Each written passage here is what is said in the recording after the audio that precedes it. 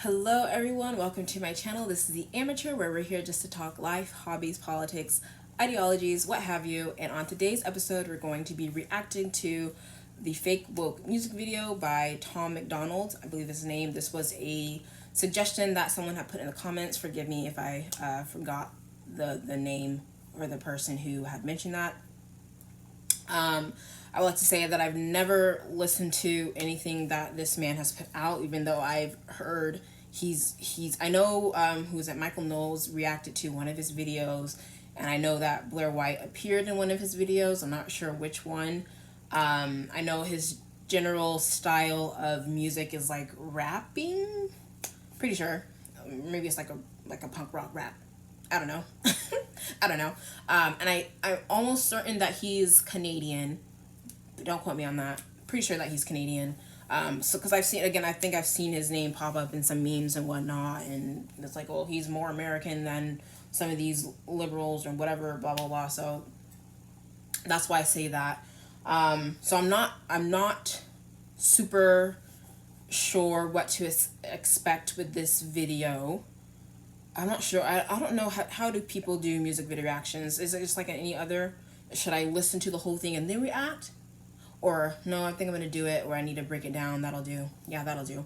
Anyway, before we begin, I will just give a brief background and understanding of my history with music. I do love to write music. I love to sing. I'm not that great of a singer. I'm like, oh, but I do like to write music. I like to sing. I'll probably start sharing a little bit more of the music that I've made on the channel. But growing up, I've mostly listened to Christian music and gospel, just because that was the only thing that we were allowed to really play in our house. And if it wasn't directly Christian or gospel, it was typically uplifting music and like old school music that didn't have a lot of curse words in it. So that kind of thing.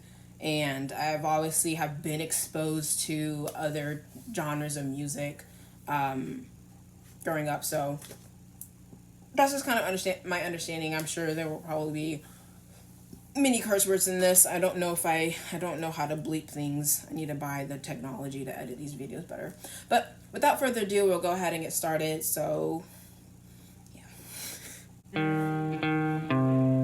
I think it's crazy I'm the one who they labeled as controversial, and Cardi B is the role model for 12-year-old girls. There's rappers pushing Xanax at the top of the billboard, but if I mention race in a song, I'm scared I'll get killed for it. It's backwards, it's getting exponentially dumb.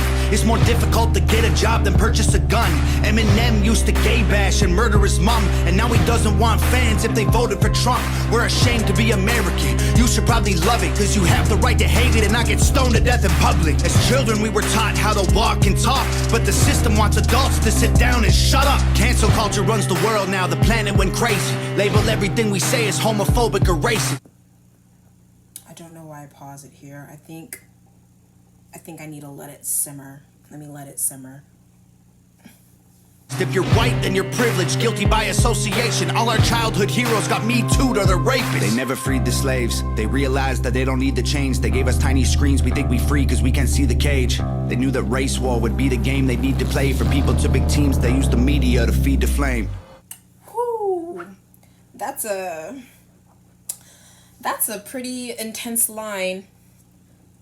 That's a pretty intense line, and I can't even say that they're wrong. But I will also say my understanding of slavery is a little bit different than everyone else's. So I think the line was, they never freed the slaves, they just realized they didn't need chains. Whew, that's pretty deep. But I think, again, we say the words, and I say we, and it's like I'm not sure who really I'm actually referring to, but we say the word slave, and for a lot of people in America, that usually brings up the antebellum South slavery of a black man and a white person in power and doing things against your will and what you want to. But I think going back to a Christian perspective, and I'm pretty sure I've said this in plenty of other videos, but just kind of understanding that slavery in and of itself, okay, so slavery, before we got the word slavery, again, because slavery originated from the word Slav, and the Slavs originated as a group of people again, in like in Asia somewhere, Eurasia, that area, white folks. Anyway, so before we use the word slavery, the word was servant. And it was either you were a servant by choice or you were a servant against your will. But the servanthood in and of itself is not inherently a bad or wrong thing. Again, like the government and the Congress and people and the senators are supposed to be servants of the people. That's debatable. But servanthood, again, being a servant to somebody or whatever is not inherently a bad thing. So when you hear in the Bible, I can't remember the exact Bible verse, but essentially it's, a man cannot serve two masters. So we are always going to be serving something. Again, whether it's going to be our flesh, our fleshly desires, or whether it's going to be the spirit, we're always going to be serving something. And whatever we serve, whoever we're going to allow or choose to be our master, that's who we're going to be a servant to or a slave to, depending on how you want to cross-reference those words. But I think that, at least for that line in particular, it was pretty I keep saying poignant, and I don't think that word means the way what I want it to mean. But it's a very strong, maybe pungent, maybe that's the word. I don't know. But anyway, so I just think that we're always going to be serving something. We're going to be a slave to something. Either be a slave to your sin, slave to your fleshly desires, or you can be a slave to God. And I know that sounds super weird because of how so negative that the word slave is, but I would rather be a slave to God. I would rather serve God than serve man and serve my fleshly desires that will always lead to my own failure. So, a long rant for the first part of this. We'll keep on going. They so fake woke. Facts don't care about feelings. They know they won't tell me what to believe in. They so fake woke. Same old safe zones. They so fake woke. Facts don't care about your feelings. I think it's crazy how these people screaming facts, but they fake woke. Hate their neighbor cause he wears a mask or he stays home. Has a daughter but his favorite artist said he's I think it's a good song as far as with, the beat, the musicality, and everything that's going on in the background. I think it's pretty good. The lyrics also are pretty legit. Facts don't care about your feelings. The one thing I'll say... Ooh, got caught in my jail. Ow. The one thing, though, I will say about facts don't care about your feelings, and I know this has been a big popular phrase among conservatives, especially with, Ben Shapiro being the first person, I believe, to coin that phrase of words. Forget about the disrespect. Facts don't care about your feelings. Facts don't care about your feelings, which is absolutely true.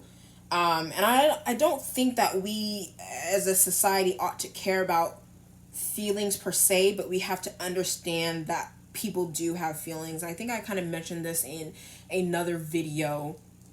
And I mean, it's one of the reasons why the leftists and liberals are so successful for their illogical reasonings, is because they don't care about facts. They only care about feelings, and they only care about making someone feel good. And so it's not to, I think I mentioned this again in other videos, so it's not to, when focusing solely on the facts, and disregarding feelings entirely, it can often come off really, really cold and really, really impersonal. And so what I think most conservatives ought to do is be considerate that facts are important, the truth is important above all things, but understand that we are humans and that people have feelings, and especially for people who choose not to think illogically, to be able to base your argument, or not base your argument, to still have your argument be persuasive on a personal and emotional level, if that makes any sense. And so one quick example that I would bring up is just making it tangible for the person that's understanding the argument. So I want to say a Pennsylvania candidate for the Senate running against Dr. Oz.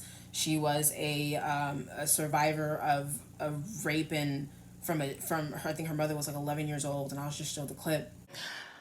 Whether this was a leak or whether it was a tactical operation, we will soon figure out. But one thing is clear. I am so very grateful that our nation is now having a very important conversation, and that is one of the most important conversations that is about life. I am the byproduct of a rape. My mother was 11 years old when I was conceived. My father was 21. I was not just a lump of cells. As you can see, I'm still not just a lump of cells. My life has value. And that is one of the reasons why it was so very disturbing when I saw Mehmet Oz running for this particular race, when I've seen him on numerous occasions, and specifically at the Breakfast Club, saying that my life was nothing more than a acorn with electrical currents. I am wondering if the good doctor has now since changed his position on that. My life is valuable, and so are the many lives that find themselves in the womb of their mother, whether in the womb or towards the end of that life. But as you can see, she's like, what do you have to say about me? And this is the argument that for most people who are anti-abortion, and especially when people always bring up cases of rape, and what if the woman is a child and all these other things, and the child born of that, but that's an example, and just kind of making that more personal. That doesn't really have anything to do with the song, though. I'm just kind of going on a tangent, so my apologies. I will continue. These hoes picks her up from school, music slaps on the way home. Censorship's an issue cause they choose what they erase. There's a difference between hate speech and speech that you hate. I think Black Lives Matter was the stupidest name, when the system's screwing everyone exactly the same. I just want to spend Thanksgiving Day with food and my family, without being accused of celebrating native casualties. We got so divided, it's black and white and political. Republicans are bigots, libtards if you're liberal. There's riots in our streets and it's just getting worse. Y'all screaming deep on the police, y'all are genius for sure. They're underfunded already, they're way too busy to work.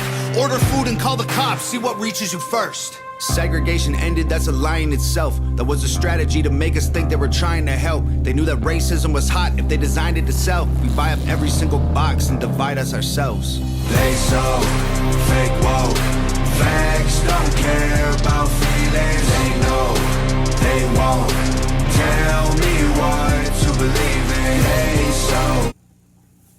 Yeah, so I think that point about division, I've made again previous videos on this, as far as with divisions and rivalries and factions. Those are desires of the flesh. That is a part of human nature that we do. So when you see it, understand that that's typically nothing good is ever going to come of that if it's a fleshly division and not a spiritual one. Which again, I made other videos on that. I think he's making a lot of very excellent observations. Let me see. So this was also released a year ago during the height of, I'm gonna say the height, but at least during COVID. So I get a lot of the references there are a little bit outdated, but still relevant. Yeah. Fake woke, same old, safe zones. They so fake woke, facts don't care about your feelings. We use violence to get peace and wonder why it isn't working. That's like sleeping with a football team to try and be a virgin. Politicians are for sale and someone always makes the purchase, but you and I cannot afford it. Our democracy is worthless. If a man has mental illness, call him crazy, say it silently. When country's going crazy, we accept it as society. Get sick and take a pill. When the side effects get you high, you get addicted like these rappers dying fighting with sobriety. Censoring the facts turns our children into idiots. They claim it's for our safety. I'll tell you what it really is. Removing information that empowers all the citizens. The truth doesn't damage points of view that are legitimate. They're trying to change amen to amen and women. How'd we let them make praying a microaggression? Instead of asking God for the strength to keep winning, we cheat to get ahead and then we ask him for forgiveness. Feminism used to be the most righteous of fights, but these days it feels like they see. Okay, that was an odd place to pause it. Dang it, I forgot my train of thought. pretty much, though, essentially what they're saying is that the media, I think it's previous down, the media being a big influence of pushing what thoughts need to be had, as well as the censorship of, again, what do they call it, the Ministry of Truth now that's been coming out, and that makes that a little bit more relevant even today, where the government's pretty much trying to say this is what we believe. I don't know if that's what it's actually saying, but that's kind of the perception. Like, this is what we are going to say is true, whether it's actually true or not. It's like the government is not meant to have that role. It's not meant to have that role. Yeah. All right, go ahead, Mr. Tom MacDonald. You spitting. Secretly hate guys. I don't trust anyone who bleeds for a week and don't die. I'm just kidding, but everything else that I said is right. They so fake woke. Facts don't care about feelings. They know they won't tell me what to believe in. They so fake woke. Same old safe zones. They so fake woke. Facts don't care about your feelings.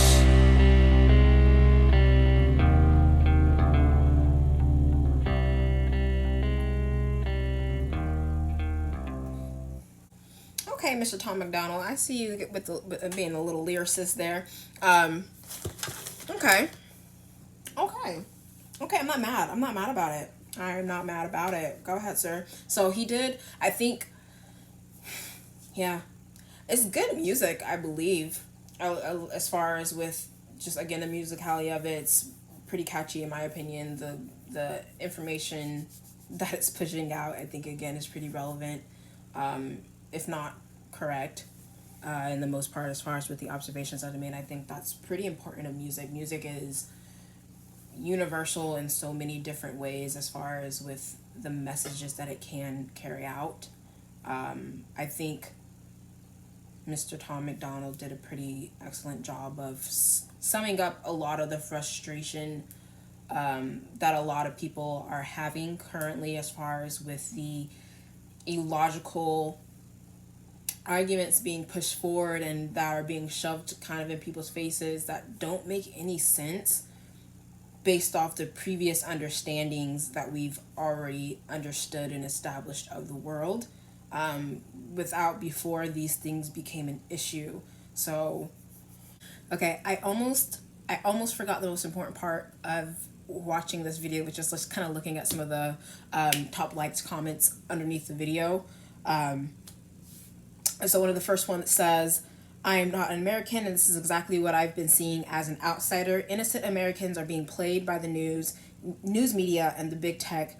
Reject cancel culture and the woke trend. The rest of the world looks at the U.S. as a beacon of hope for true democracy. Don't lose your freedom of speech and true freedom." This was posted a year ago, but one thing I will say with that is just like, yeah, innocent American, like, yeah, I think I made a previous video as well, like, I too have been bamboozled by the media, but I think it's important that you recognize that and don't continue to go along with that. You know, wake up. You call it woke, and that's why the title of the song is Fake Woke, because you're not actually awake. You're still living in this dream, this la-la land, this thing that's not actually grounded in truth and in reality. The next comment says, "There's a difference between hate speech and speech that you hate. This guy has it right." And that's 100% true. I think I mentioned it in another video as far as with words and the importance of words. So free speech or hate speech and speech that you hate. One, those things can't be necessarily regulated by the government, or should not be, because that, again, that defies the point of free speech, which is the ability to relay your thoughts and what you actually think and what you actually feel. And that's so important for us as a community and as a society and as a culture. Whether we agree with what those thoughts are or not, some people still have the right to say them and to have that interchange of thoughts and ideas, because that's how we all grow, and we take pieces of what others say and what others feel and how others think, and we put it on ourselves and we change that. So I think that's pretty important to note. Another comment says, "It's amazing the lyrical freedoms an artist can enjoy and display when not heavily regulated by the music industry." I think that's something big to know as well, because I know the music industry I think it's been doing better. I'm not too savvy on the intricacies and workings of the music industry as far as with labels and signing to companies and pretty much signing your life away or signing your image away in order to fit a certain brand and the things that they want to be pushed out. And I think in the beginning, he mentioned Cardi B being a role model for 12-year-old girls, and like that's not exactly the most uplifting woman that should be represented in the media for young girls to follow, as far as with the way that she acts. Then that's not necessarily a bash at Cardi B, though in some ways I guess it is, but there are other people who should be elevated above that level of degeneracy, more or less. It sounds bad. I'm not saying that I'm the one either. I've got my own levels of degeneracy in my history and my past. So, but as far as with the things that are elevated, my phone's about to die. And then last comment that I'll read: Tom, a Canadian, has more pride for America than most American has. His song tells the story 100.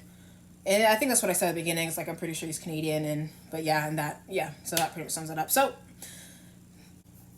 yeah, I mean, thanks. I can't remember who recommended it. Whoever recommended it, thanks for the recommendation. I'll definitely look into checking out more of his songs. Yeah. But so I know it's an old song relatively, so about a year old. I'm sure many of y'all may have already heard it or seen it before, but make sure you leave a comment. Let me know what you think of it and what of the song did you take away that was very relevant, or that was inaccurate maybe, or that didn't quite do what it was supposed to have done. But thanks for watching. Thanks for listening. Make sure you like, comment, share, subscribe, and I will catch you in the next video.